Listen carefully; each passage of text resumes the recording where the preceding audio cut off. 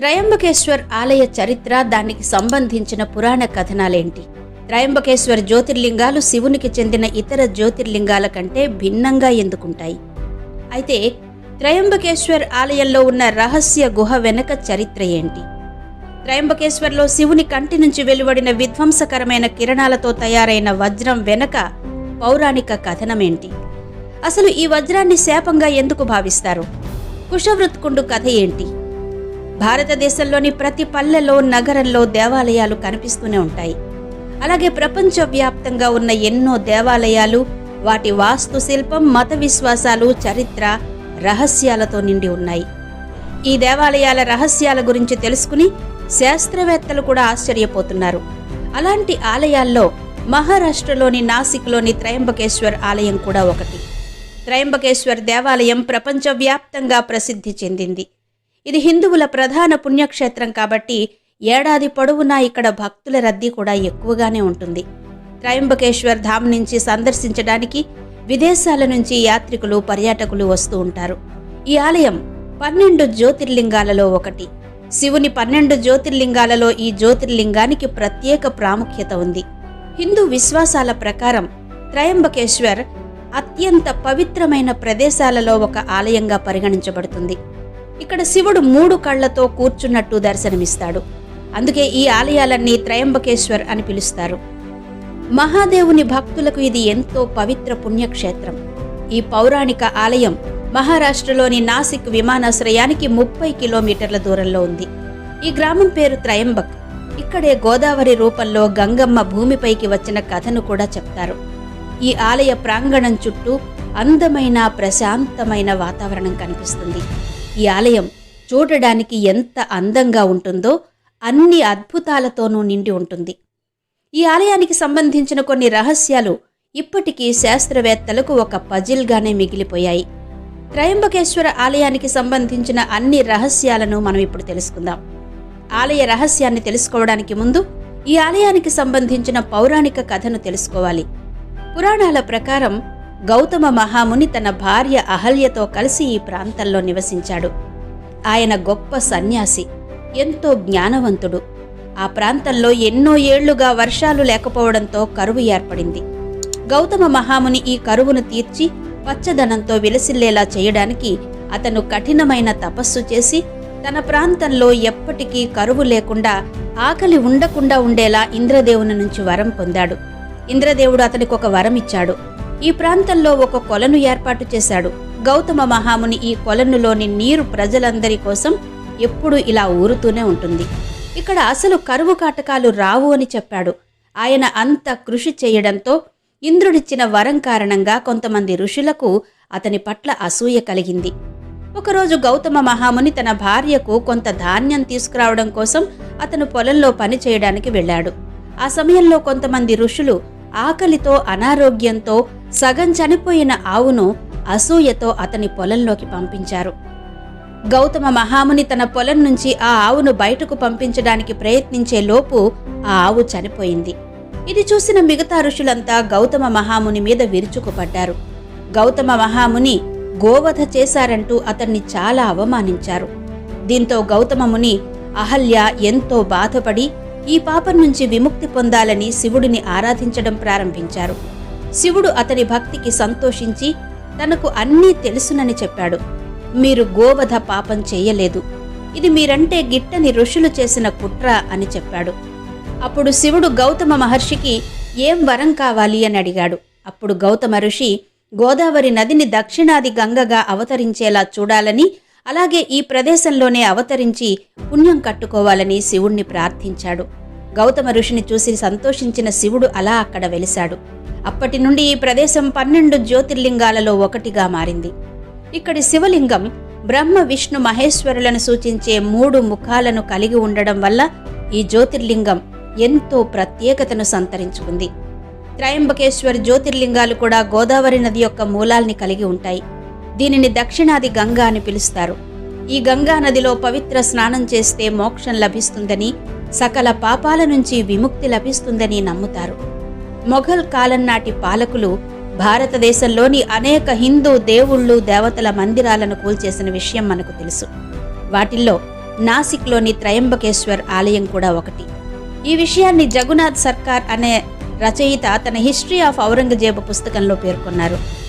1690లో మొఘల్ పాలకుడు ఔరంగజేబు సైన్యం నాసిక్లోని త్రయంబకేశ్వర్ ఆలయాన్ని ధ్వంసం చేసి ఆలయానికి చాలా నష్టం కలిగించి ఆలయ గోపురం కనిపించకుండా మసీదును నిర్మించి నాసిక్ అనే పేరు పెట్టాడు. కానీ కాలానుగుణంగా మొఘలు వంశం బలహీనపడుతూ వచ్చింది. మరాఠాలు మొఘల్ సైన్యాన్ని ఓడించి నాసిక్పై వాళ్లు ఆధిపత్యం చెలాయించడం స్టార్ట్ చేశారు. ప్రస్తుతం మనం చూస్తున్న త్రయంబకేశ్వర్ ఆలయం మొఘలుల దాడి తర్వాత ఈ ఆలయాన్ని మరాఠా పీష్వాలు పునరుద్ధరించిన ఆలయం. 3వ పీష్వాగా ప్రసిద్ధి చెందిన బాలాజీ అంటే శ్రీమంత్ నానాసాహెబ్ పీష్వా 1755-1786 మధ్య సుమారు 16 లక్షల రూపాయలతో దీనిని మరల నిర్మించారు. అప్పట్లో ఆ కరెన్సీ ఈ రోజున వేల కోట్లతో సమానం. ఇంతవరకు ఈ ఆలయ చరిత్ర గురించి తెలుసుకున్నాం కదా. ఇప్పుడు ఈ ఆలయానికి సంబంధించిన రహస్యాల గురించి మాట్లాడుకుందాం. బహుశా చాలా తక్కువ మందికి మాత్రమే ఈ రహస్యాలు తెలుసు. ఈ ఆలయంలో రాతిపై చెక్కిన శిల్పాలు దాని వైభవానికి ప్రపంచవ్యాప్తంగా ప్రసిద్ధి చెందింది.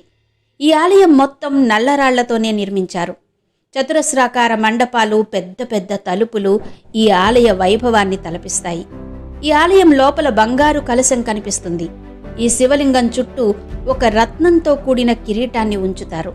ఇందులో ఎన్నో విలువైన రత్నాలు పొదిగిన కిరీటమది. ఈ కిరీటాన్ని పాండవులు ఈ ఆలయంలో సమర్పించారని చెబుతారు. ఈ కిరీటం సోమవారం మాత్రమే అలంకరిస్తారు. అది కూడా 4 గంటల నుంచి 5 గంటల మధ్యలో అలంకరిస్తారు. త్రయంబకేశ్వర్ ఆలయంలో ఉన్న గర్భగుడి రహస్యం గురించి చెప్పాలంటే చాలా ఉంది. సింధు ఆర్య శైలికి అద్భుతమైన ఉదాహరణగా ఇది నిలుస్తుంది. ఈ ఆలయం లోపల గర్భగుడి ఉంది. అందులోకి ప్రవేశించిన తర్వాత శివలింగం కన్ను మాత్రమే కనిపిస్తుంది తప్ప లింగం కనిపించదు. జాగ్రత్తగా చూస్తే ఈ కంటి లోపల 1 అంగుళం గ్యాప్తో 3 లింగాలు కనిపిస్తాయి. ఈ 3 లింగాలను త్రిమూర్తులైన బ్రహ్మ, విష్ణు, మహేశ్వరులకు చిహ్నాలుగా భావిస్తారు. త్రయంబకేశ్వర ఆలయంలో ఉదయం పూజ చేసిన తర్వాత శివలింగం పైన 5 ముఖాలు ఉన్న ఒక కిరీటాన్ని ఏర్పాటు చేస్తారు.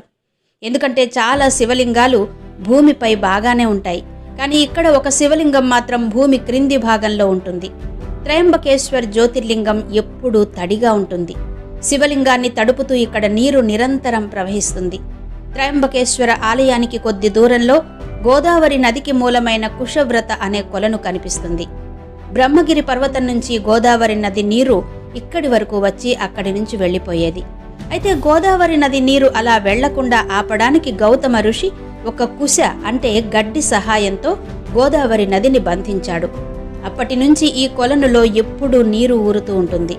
అందుకే దీనికి కుశావర్త తీర్థం అనే పేరొచ్చింది. కుంభస్నానం సమయంలో శైవ అఖాడాలు ఈ కొలనులో స్నానం చేస్తారు. త్రయంబకేశ్వర ఆలయంలో శివుని ఊరేగింపు నిజంగా కన్నుల పండువగా ఉంటుంది. పల్లకిలో కూర్చోబెట్టి రాచమర్యాదలతో ఊరేగిస్తారు. ఈ విహారయాత్రలో త్రయంబకేశ్వర మహారాజుని 5 ముఖాల బంగారు ముసుగుతో పల్లకీలో ఊరేగిస్తూ గ్రామమంతా తిప్పుతారు. అనంతరం కుశావర్త తీర్థ ఘాట్ వద్ద పవిత్ర గంగా స్నానం చేయిస్తారు. ఈ మొత్తం ఊరేగింపును చూడడం సూపర్ న్యాచురల్ ఎక్స్పీరియన్స్. త్రయంబకేశ్వర ఆలయంలో ఉన్న రహస్య గుహ రహస్యం గురించి ఇప్పుడు తెలుసుకుందాం. బ్రహ్మగిరి పర్వతాల వెనుక గుహకు వెళ్లే ఒక రహస్య మార్గం కూడా ఉంది. గౌతమ ఋషి తపస్సు చేసి త్రయంబకేశ్వర జ్యోతిర్లింగాలను పూజించిన ప్రదేశం ఈ గుహ అని నమ్ముతారు. ఈ గుహ శివుడికి అంకితం చేయబడింది. చాలా పవిత్రంగా భావించే ఈ ప్రాంతంలో ఒక చిన్న ఆలయం మరియు నీటి బుగ్గ కూడా ఉన్నాయి. గుహలోకి వెళ్లే మార్గంలో ప్రజలకు అందుబాటులో ఉండదు, కానీ గవర్నమెంట్ పర్మిషన్ కావాలి దీనికి. ఆకాశగంగ ఇక్కడ ప్రత్యేకంగా చెప్పుకోవలసింది. ఇది చిన్న బ్రహ్మగిరి పర్వతం నుండి ప్రవహించే నీటి ప్రవాహం. ప్రధాన ఆలయం పైకప్పు పైనుంచి గంగాజలం పడుతుంది. ఈ నీరు ఒక పైపు ద్వారా దిగువకు ప్రవహిస్తూ గర్భగుడి వద్దకు చేరుకుని అక్కడ త్రయంబకేశ్వర జ్యోతిర్లింగాలకు అభిషేకం చేస్తుంది. అప్పుడు నీరు ఆలయం నుండి బయటకు వచ్చి గోదావరి నదిలో కలుస్తుంది. ఈ ఆకాశ గంగను దైవాశీర్వాదంగా, శివుని కృపకు చిహ్నంగా భావిస్తారు. త్రయంబకేశ్వర్ ఆలయంలో శివుని కంటిపై ఒక వజ్రం కనిపిస్తుంది. ఇది ఒక శపించబడిన వజ్రం. కోహినూర్ వజ్రాన్ని వెలికి తీసిన సందర్భంలో అదే గోల్కొండలో అదే గనిలో ఈ వజ్రం బయటపడింది. ఈ వజ్రం శతాబ్దాల పాటు శక్తివంతమైన రాజులు, మొఘలులు, మరాఠాల మధ్య చేతులు మారుతూ వచ్చింది. ఇది త్రయంబకేశ్వర్ ఆలయంలో శివుని కన్నుగా ప్రతిష్ఠించబడింది. ఈ వజ్రానికి సంబంధించిన కథలు ఎన్నో ఉన్నాయి. అవి ప్రజలను భయపెడతాయి. ఈ వజ్రం ఎవరి దగ్గర ఉంటే వారి జీవితం దురదృష్టం వెంటాడుతూ ఉంటుంది అని, వివాదాలతో నిండి ఉంటుంది అని అంటారు. గోల్కొండలో ఈ వజ్రం మొదట కుతుబ్ షాహీ వంశానికి దొరికింది. కానీ 1687లో మొఘలులు గోల్కొండను స్వాధీనం చేసుకోవడంతో వజ్రం మొఘల్ సుల్తానుల చేతుల్లోకి వెళ్ళింది. కానీ కాలక్రమంలో మొఘలులు బలహీనపడడం ప్రారంభించారు. అలా మరాఠాల చేతుల్లో ఓటమి పాలయ్యాక ఈ వజ్రం 18వ శతాబ్దంలో మరాఠాల చేతుల్లోకి వెళ్ళింది. మరాఠా బాజీరావు చేతికి ఈ వజ్రం వచ్చింది. మరాఠా బాజీరావును నానాసాహెబ్ అని కూడా పిలుస్తారు. ఈయన ఈ త్రయంబకేశ్వర ఆలయాన్ని పునరుద్ధరించాడు. నాసిక్లోని త్రయంబకేశ్వర్ ఆలయానికి నానాసాహెబ్ అనేక రత్నాలు, ఆభరణాలు విరాళంగా ఇచ్చారు. వాటిలో ఈ వజ్రం కూడా ఒకటి. ఈ వజ్రాన్ని త్రయంబకేశ్వర ఆలయంలోని శివుని విగ్రహంలోని ఒక కన్నుపై ఏర్పాటు చేశారు. ఈ వజ్రాన్ని ఆభరణంగా కాకుండా దైవంగా ఆరాధించారు వాళ్ళు. జానపద కథల ప్రకారం ఈ వజ్రం శివుడి అంశ కారణంగా ఈ ప్రాంతాన్ని ప్రమాదం నుంచి రక్షించబడింది అంటారు. సూర్యుని మొదటి కిరణాలు ఈ వజ్రంపై పడినప్పుడు ఈ వజ్రం యొక్క తేజస్సుతో ఈ ఆలయం మొత్తం వెలిగిపోతుంది అని చెప్తారు. ఈ వజ్రాన్ని చూడడానికి ప్రజలు సుదూర ప్రాంతాల నుంచి వచ్చేవారు. కానీ ఈ వజ్రం త్రయంబకేశ్వర ఆలయంలో కూడా ఆ తరువాతి కాలంలో లేకుండా పోయింది. 18వ శతాబ్దంలో జరిగిన ఆంగ్లో మరాఠా యుద్ధాల చివరి యుద్ధంలో పీష్వా 2వ బాజీరావు బ్రిటిష్ వారిని ఎదుర్కోవలసి వచ్చింది. మరాఠా సామ్రాజ్యం యొక్క చివరి పీష్వా 2వ బాజీరావు చనిపోయాడు. యుద్ధంలో విజయం సాధించిన తరువాత బ్రిటిష్ వారు త్రయంబకేశ్వర ఆలయంలోని ఈ వజ్రాన్ని దొంగిలించారు. అలా ఈ వజ్రాన్ని బ్రిటిష్ వారు దొంగిలించి తీసుకుపోయాక ఈ ప్రాంతం యొక్క శ్రేయస్సు, శాంతి అన్నీ మాయమైపోయాయి. ఈ వజ్రాన్ని British east India company governor general Hastings కు అప్పగించారు. ఆ తర్వాత దాన్ని లండన్ తీసుకెళ్లి ఆర్థిక ఇబ్బందుల కారణంగా ఈ వజ్రాన్ని నగల మార్కెట్లో విక్రయించేందుకు చూశారు. కానీ ఎవ్వరూ ఈ వజ్రాన్ని కొనుగోలు చేసేందుకు పెద్దగా ఆసక్తి చూపించలేదు. ఈ వజ్రాన్ని అక్కడి క్రిస్ప్ అండ్ షైనింగ్ స్టోన్ అని పిలిచేవారు. ఈ వజ్రాన్ని లండన్కు చెందిన పెద్ద నగల వ్యాపారి రండిలండ్ బ్రిడ్జ్ కేవలం 3000 పౌండ్లకు అంటే 3,25,000కు కొనుగోలు చేసింది. రుండిల్ బ్రిడ్జ్ ఈ వజ్రానికి మరిన్ని మెరుగులు పెట్టడంతో దాని అసలు గుర్తింపు పోయింది. ఆ తర్వాత ఈ వజ్రాన్ని తన ఖడ్గంపై ఏర్పాటు చేసుకున్నాడు వెస్ట్ మినిస్టర్ డ్యూక్. ఈ వజ్రం యొక్క శాపం కారణంగా వెస్ట్ మినిస్టర్ డ్యూక్ జీవితం అల్లకల్లోలంగా మారింది. కుటుంబ సమస్యల కారణంగా నెమ్మదిగా అతని జీవితం నాశనమైంది. అలా అప్పటి నుంచి ఆ వజ్రం ఎవరి వద్దకు వెళ్ళినా వారి జీవితంలో వింత సంఘటనలు జరగడం మొదలైంది.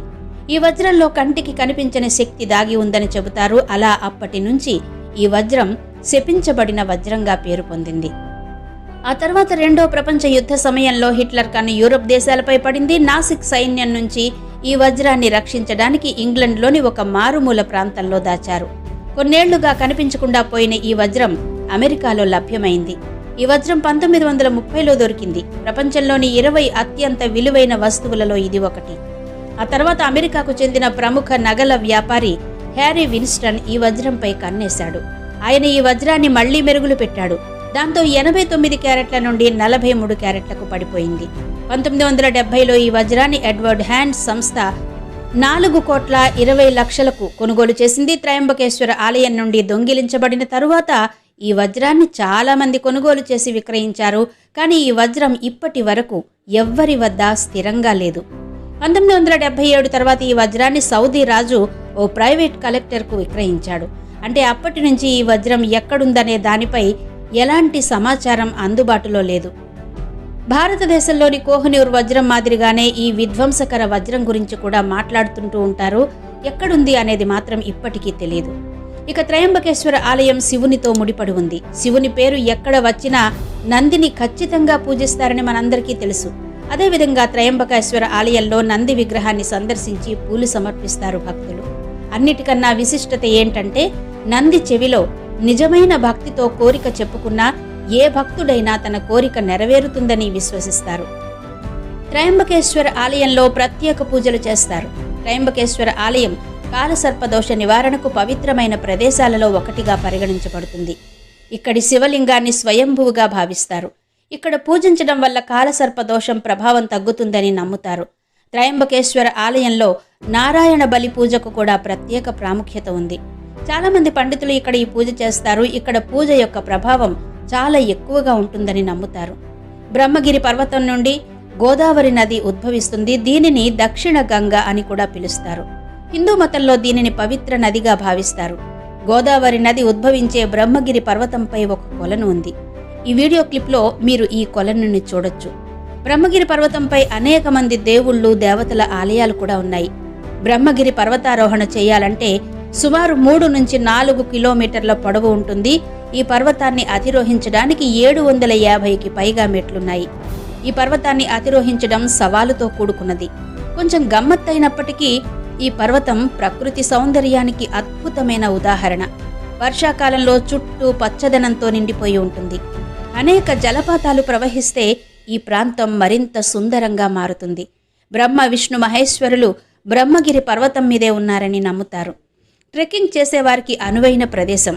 మరి ఈ వీడియో మీకు ఎలా అనిపించిందో క్రింద కమెంట్ సెక్షన్లో చెప్పండి.